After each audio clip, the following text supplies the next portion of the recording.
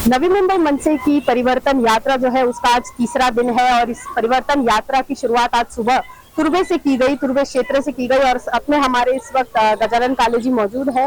Sir, आज तुर्बे क्षेत्र से यात्रा की शुरुआत की गई। तुर्बे क्षेत्र में क्या क्या ऐसी समस्याएं थी जो आपको वहां पे दिखाई दी? मुळात आज परिवर्तन यात्रेचा तिसरा दिवस आहे। मी सकाळी एक 10 ते 12 वाजेपर्यंत तुर्ब्यात होतो। नवी मुंबई आपण सिंगापूर करायला निघालो असं इथले प्रस्थापित नेते आणि राज्यकर्ते सांगतात। तुर्बवासियांना अजूनही स्वच्छ पाणी प्यायचं मिळत नाही। जे काही पाणी येतं ते अत्यंत गढूळ पाणी असतं। ज्या ठिकाणी विजेचे खांब महापालिकेने उभे करायला पाहिजे होते तिथे उभे केलेले नाही आणि ज्या ठिकाणी विजेचे खांब आहेत ते चालत नाहीये। एमएससीबीची लाईटची बिलं असतील, अगदी लोकांच्या घरांवरती झाडं कोसळतील, पावसाळ्यापूर्व ही परिस्थिती असताना तुम्हाला ती झाडांची छाटणी, त्याच्या फांद्यांची छाटणी करायची असते, ती अजून महापालिकेकडून झालेली नाहीये। असे विविध विषय मला तुर्ब्यातल्या महिला असतील, आमचे ज्येष्ठ नागरिक असतील, तुर्बेवासी असतील यांनी सांगितलं। त्याच पद्धतीने मी आता 12 ते 2 वाजेपर्यंत, आता 2:30 वाजत आले, मी सानपाड्यामध्ये फिरतो, विविध सोसायटीतल्या पदाधिकाऱ्यांना भेटतोय, त्यांच्या कार्यकारिणीला भेटतोय। अगदी छोट्या छोट्या समस्या आहेत। मला हे 7 डे शाळेची समस्या लोकांनी सांगितली। 8 ते 10 सोसायटी आहेत इथे आणि इतका अरुंद रस्ता झालाय, किमान 2 ते 4 फूट शाळेने स्वतःच्या भिंतीचं संरक्षण भिंत बांधली, फुटपाथ गिळंकृत केलाय, पूर्ण रस्ता अरुंद झालाय। काही महिन्यांपूर्वी, वर्षांपूर्वी तिथे एक महिला पूर्ण चेंगराचेंगरी झाली, अपघात झाला तिचा। येणारा जाणाऱ्या त्याच रस्त्यात पूर्ण सानपाडावासियांना हा त्रास आहे। अनेक वेळा महापालिकेला निवेदन देण्यात तो विषय झालेला नाही। मी या संदर्भात अतिक्रमणाचे उपायुक्त आयुक्तांना भेटणार आहे। जर महापालिकेला सर्वसामान्य गोरगरिबांच्याच अतिक्रमणावर हातोडा चालवायचा असेल तर या शाळेच्या अतिक्रमणावर हातोडा कसा चालवायचा आणि महापालिकेच्या वरती हातोडा कसा चालवायचा हे महाराष्ट्र नवनिर्माण सेना पुढच्या काही दिवसात दिसेल। यानंतर दिवसभर मी एक संध्याकाळी रात्री 10 वाजेपर्यंत सानपाड्यामध्ये जावे, विविध लोकांना भेटणार आहे। पण अगदी छोट्या छोट्या समस्यांनी लोक त्रस्त आहेत, पण इथले लोकप्रतिनिधी बोलायला तयार नाही आणि प्रशासकीय प्रचंड अनास्था दिसते।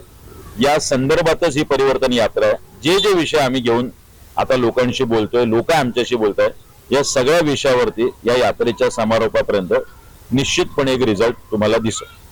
पानी की आपने कहा समस्या है, ढंग से पानी नहीं आ रहा है, साफ पानी नहीं आ रहा है, वही बिजली की भी समस्या लोग झेल रहे हैं। इसके लिए आपकी ओर से और क्या ठोस कदम उठाए जाएंगे जिससे लोगों को जो है सहूलियत मिल सके? नाही, मी त्याच वेळात याचे जे वॉटर डिपार्टमेंटचे शिंदे म्हणून जे आहेत इंजिनियर, जे आता कार्यकारी अभियंता होते ते आता अतिरिक्त अभियंता झाले, त्यांना फोन लावला, म्हटलं 1 लिटर पाण्याची जी बॉटल आहे त्याच्यात ते पाणी घेऊन येतो। जर हे 2 दिवसात नाही झालं तर तुम्ही जेवत असताना त्याच पाणी प्यायला मी लावलं।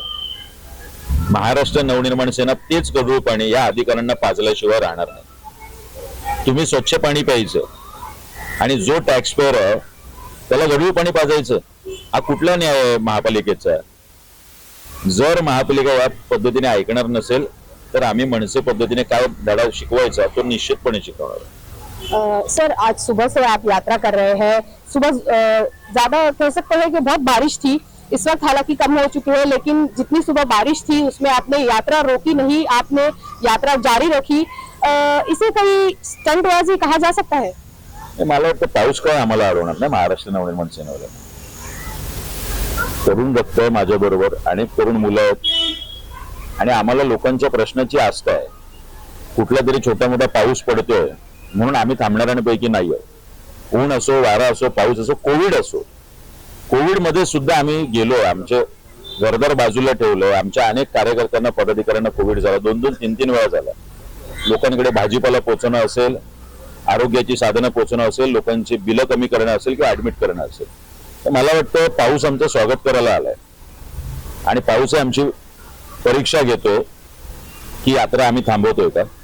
पण हा लोकसेवेचा ध्यास आहे आणि तो ऊन असेल, वारा असेल, पाऊस आहे, आम्हाला थांबवू शकणार नाही। सर, मेरा आखिरी सवाल, आप अपनी ओर से जनता को इस परिवर्तन यात्रा में शामिल होने के लिए क्या आह्वान करेंगे? मी लोकांना सांगतोय, आम्हाला परिवर्तन हवंय शिक्षण क्षेत्रामध्ये, आम्हाला परिवर्तन हवंय आरोग्य क्षेत्रामध्ये आणि आम्हाला परिवर्तन हवंय रोजगार क्षेत्रामध्ये। या विविध प्रश्न घेऊन आम्ही आलोय.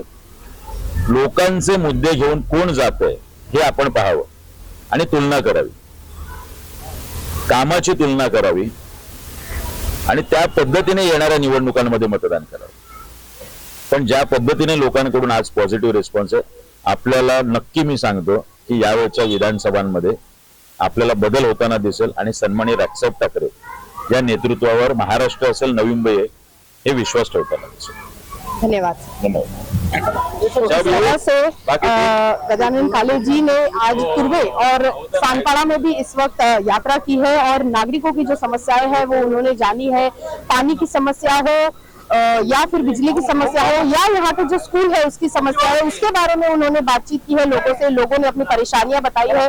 उन्हें एक अच्छा रिस्पांस लोगों की तरफ से मिलता हुआ दिखाई दे रहा है और आगे ये यात्रा जो है वो 2 तारीख तक चलने वाली है. तो अब हम भी देखते हैं कि उन्होंने जिस तरह से नागरिकों से आह्वान किया है कि वे अपनी तकलीफें, अपनी परेशानियां लेकर आए और लोगों की जो भी परेशानियां वो उनके सामने रखे और नवी मुंबई में जो परिवर्तन लाने का उनका जो प्रयास है, आशा करते हैं कि ये प्रयास काम आए, लोगों के लिए, लोगों तक पहुंचे और कहीं ना कहीं नवी मुंबई में जो है वो एक बदलाव आए.